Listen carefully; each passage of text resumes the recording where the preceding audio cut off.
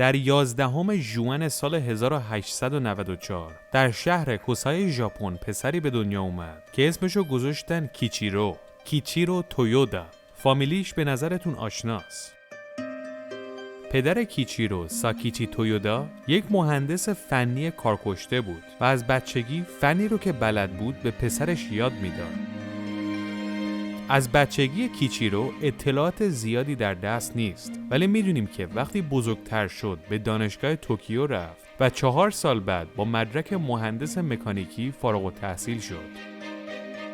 در این زمان پدر کیچیرو یک شرکت را اندازی کرده بود به نام تویوتا بوشوکو که توی این شرکت دستگاه پرس می ساختن. البته پرس چاپ، نه پرس صنعتی. کاری که اینها انجام میدادن با کیفیت بود و نسبتاً شرکت موفقی بود. کیچیرو هم که عاشق مهندسی بود هر روز با پدرش میرفت و تو این شرکت کار میکرد. بعد از اینکه 1 سال کیچیرو با پدرش کار کرد، به پدرش گفت اجازه بده من برم آمریکا و ببینم فناوری‌های جدید در این باره چیه و اونها رو بیارم تو شرکت پیاده کنیم. پدرش هم گفت برو. کیچیرو سوار کشتی میشه به مقصد سان فرانسیسکو. اون مثل اینکه به یک دنیای جدیدی وارد شده. توی آمریکا اصلاً پرس چاپ رو فراموش میکنن. با صنایع مختلف آشنا میشه. اون اصلاً به وجد اومده بوده و نمیدونست کدومو نگاه کنه.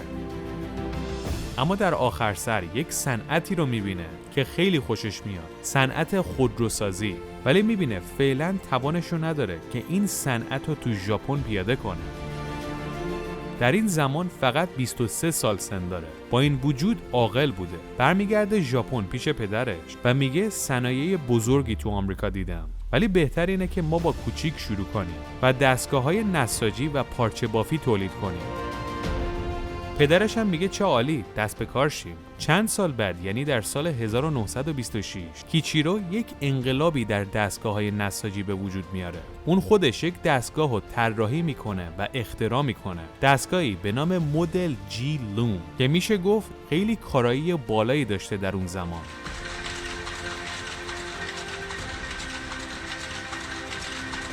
این دستگاه حسابی موفق شد و کیچیرو به پدرش میگه الان وقتشه که اسم شرکت رو عوض کنیم که به یه چیزی وابسته نباشیم، به همه صنایع ربط داشته باشیم و اسم شرکت رو میکنن تویوتا اینداستریز کورپوریشن.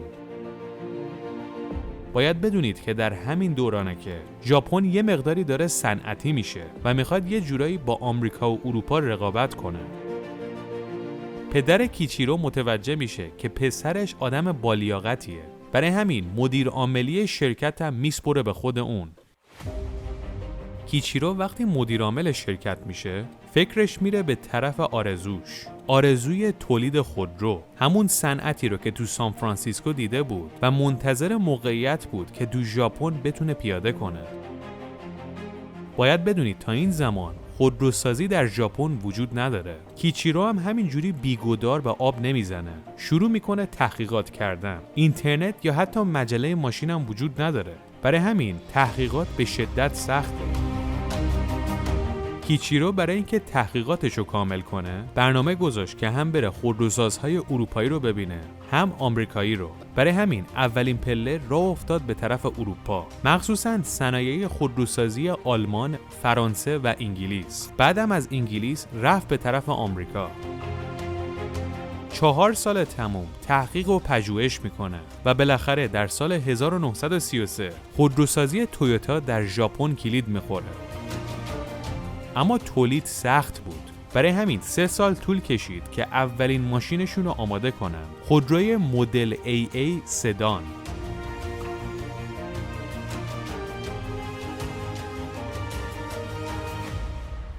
این اولین تویوتای تاریخه. اما زمان مناسب نیست. دهه 1930 و تنش تو دنیا خیلی زیاده. ژاپن هم خیلی میخواد خودش رو قاطی کنه که بگه منم جزو قدرت هام. دولت ژاپن به کارخونه تویوتا اعلام کرد فعلا ما به ماشین سواری احتیاج نداریم، باید ماشین و قطعات نظامی تولید کنیم. این داستان تویوتا رو میندازه عقب، دقیقاً مثل داستان فردیناند پورشه در آلمان که داستانش در تاریخچه فولکس واگن هست که در چیزومی ساختیم. بالاخره جنگ و درگیری و تنش ادامه پیدا میکنه. تویوتا هم مجبور میشه که فقط وسایل نظامی تولید کنه. جنگ تموم میشه، آمریکایی‌ها پیروز میشن، ژاپن رو میگیرن و تازه 4 سال بعد از پایان جنگ، یعنی در سال 1949، اقتصاد ژاپن دوباره شروع به حرکت میکنه و کارخونه تویوتا هم شروع میکنه به کار کردن. بعد از جنگ اولین خودرویی که تویوتا تولید کرد تویوتای SA بود.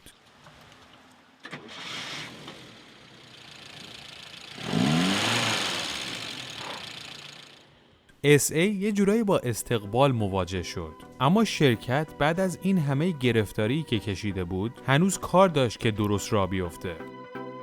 حالا جنگ تو ژاپن تموم شده، جنگ کره شروع شده که آمریکا و شوروی تو خاک کره دارن می جنگن.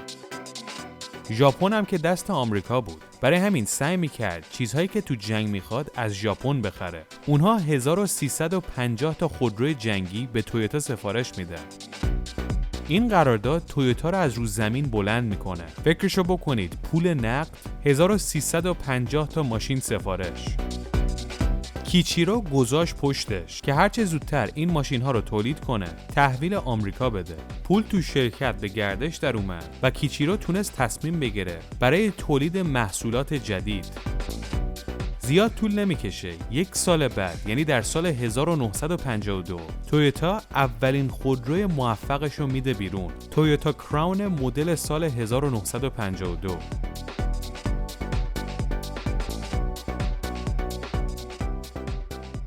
در همین سال که اولین خودروی موفق تویوتا وارد بازار میشه، کیچیرو 57 سال سن داره و به ناگاه یه دفعه میفته و از دنیا میره.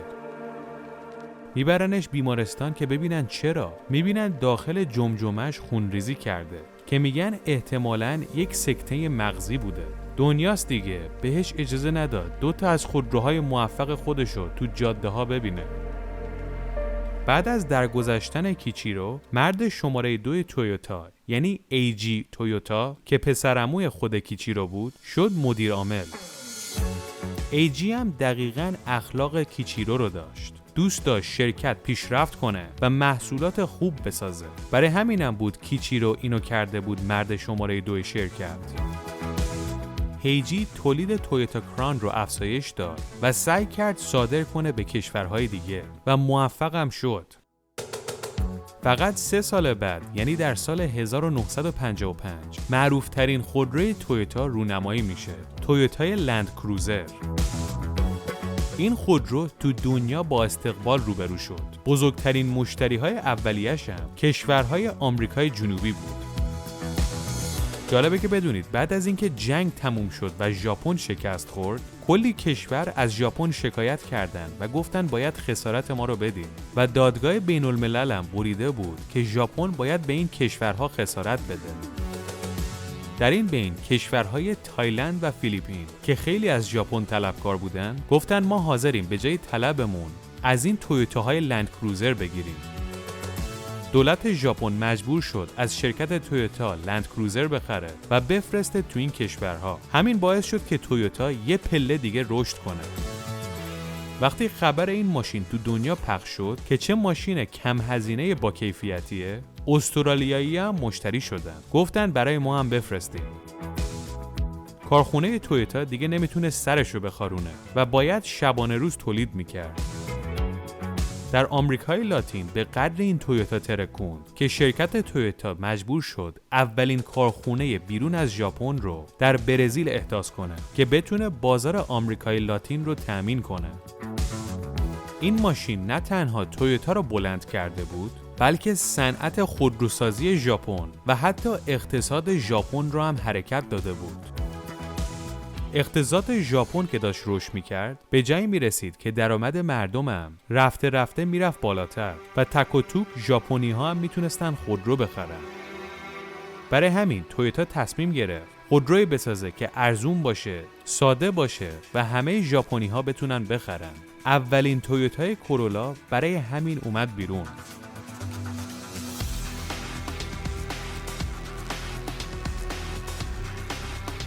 یه جورایی میتونیم بگیم فورد مدل تی ژاپنه. کورولا هم ترکوند. باید بدونید که پرفروشترین خودروی تاریخ همین تویوتا کورولاست. رکوردی که قبل از کورولا دست فولکس واگن قورباغه‌ای بوده. تو دهه 1960 میلادی توی ژاپن تویوتا حرف اول خودروسازی رو میزنه و هیچ شرکتی نمیتونه به گردش برسه. برای همینه که تویوتا سعی میکنه تو شرکت‌های دیگه سرمایه گذاری کنه. اونا تو شرکت هینو که خودروهای سنگین میساخت سرمایه گذاری میکنن. تا قبل از این هینو فقط موتور دیزل میساخت که تویوتا تو قسمت موتورهای دیزلش هم سرمایه گذاری میکنه. بعد وضع تویوتا بهتر میشه و 17% شرکت دایهاتسو رو میخره. هیجی تویوتا 30 سال تموم شرکت رو به بهترین نحو مدیریت میکنه و فقط میبرتش رو به بالا. اما میبینه سنش رفته بالا و باید مدیریت یک همچین مجموعه عظیمی رو بسپره به دست یک جوانتر. برای همین پسر کیچیرو که خوب کارو یاد گرفته بود جانشین هیجی میشه، سویچیرو تویوتا. وقتی پدرش مرد این فقط 27 سالش بود و هنوز کاملا پخته نشده بود. اما الان دیگه موقعش بود مدیریت رو تحویل بگیره. سویچیرو کارخونه رو وارد یک مرحله جدید میکنه. اون با آمریکایی‌ها قرارداد میبنده و اجازهش رو میگیره که اولین کارخونه تویوتا رو در آمریکا بزنه. اولین کارخونه تویوتا در فریمانت کالیفرنیا در سال 1984 افتتاح میشه.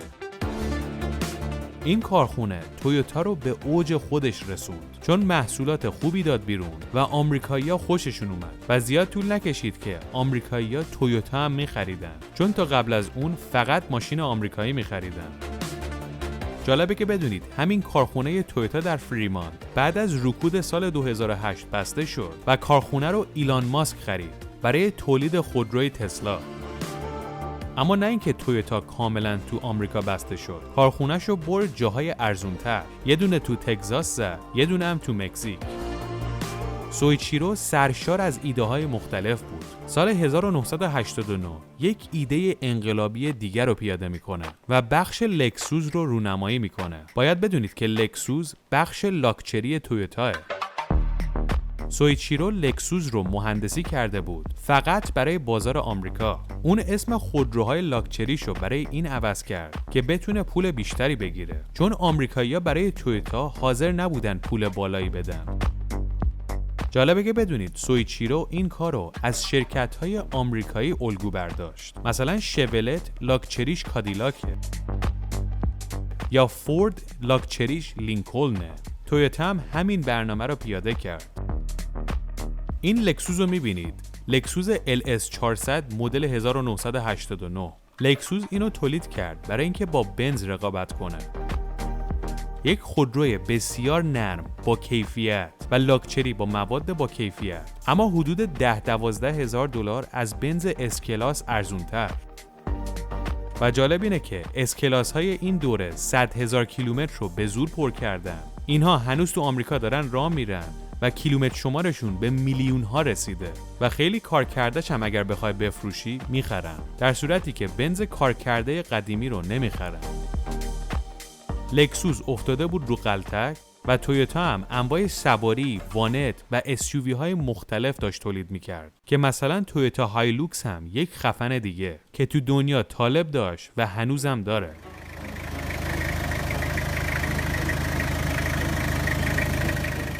در همین دورانه که تویوتا یک آس دیگه رو میکنه، یک خودروی اسپورت که تو دنیا میترکونه، 4مین مدل تویوتا سوپرا که هنوزه یکی از ارزشمندترین اسپورت های ژاپنیه. مثلا یک مدل 1996 شو اگر تمیز باشه 100,000 دلار میخرن. البته اگر پکیج توین توربو و دنده‌ایش باشه. اگر غیر از این باشه میخرن، منتها ارزونتر. اگر تاریخچه خودروهای هیبریدی رو در چیز و میز دیده باشین، میدونید که اولین هیبریدی موفق هم در سال 1998 توسط تویوتا ساخته شده، تویوتای پریوس. در سال 2009 شرکت تویوتا مرتکب یک خرابکاری بزرگ هم شد. We're in trouble. There's no break. Okay. موقعی که یک سری از تویوتاها پدال گازشون گیر میکرد و مجبور شدن میلیون‌ها از خودروهاشون رو در دور دنیا فراخوان بدن تا عیبشو درست کنن، وگرنه مردم رو به کشتن میدادن. این واقعه کلی به شرکت ضرر زد و بعد از 70 سال اولین بار بود که شرکت یه مقدار ضرر نشون داد. این کلیپ این خرابکاری تویوتاست که تو چیزومیز آپلود شده. با وجود این ضرر هنگفت، اما تویوتا دوباره برگشت رو پای خودش و این بار تبدیل شد به پرفروشترین خودروساز دنیا که هنوز هم پرفروشترین خودروی دنیاست. تا سال 2023 24 رو هنوز نمیدونیم. در سال 2009 سویچیرو پسر خود تویوتا کناره‌گیری کرد و جاشو داد به پسرش آکیو تویوتا که میشه نوه کیچیرو تویوتا. آکیو تویوتا هنوز هم مدیرعامل شرکته و هدفش اینه که شرکت رو بیشتر رشد بده. حسنی که تویوتا داره اینه که هر ماشینی که تا به حال داده بیرون، نمیگیم همشون سوپر آس بوده، ولی چیز آشغال هم نداده بیرون، در صورتی که هر خودروساز دیگره که فکرشو بکنی، چه تو اروپا، چه تو آمریکا، چه تو آسیا، خودروی به درد نخورم تولید کردن. اما تویوتا میگه ما چیزی تولید نمی‌کنیم که اسممون خراب بشه. مدیرعاملش هم برخلاف شرکت‌های دیگه از همون خانواده اصلی صاحب شرکته. داستان زندگی این شرکت‌ها میتونه خیلی برای ما الگو باشه که زود عقب نشینی نکنیم، با یک شکست سرد نشیم و سعی کنیم کیفیت کارمون رو هیچ موقع پایین نیاریم.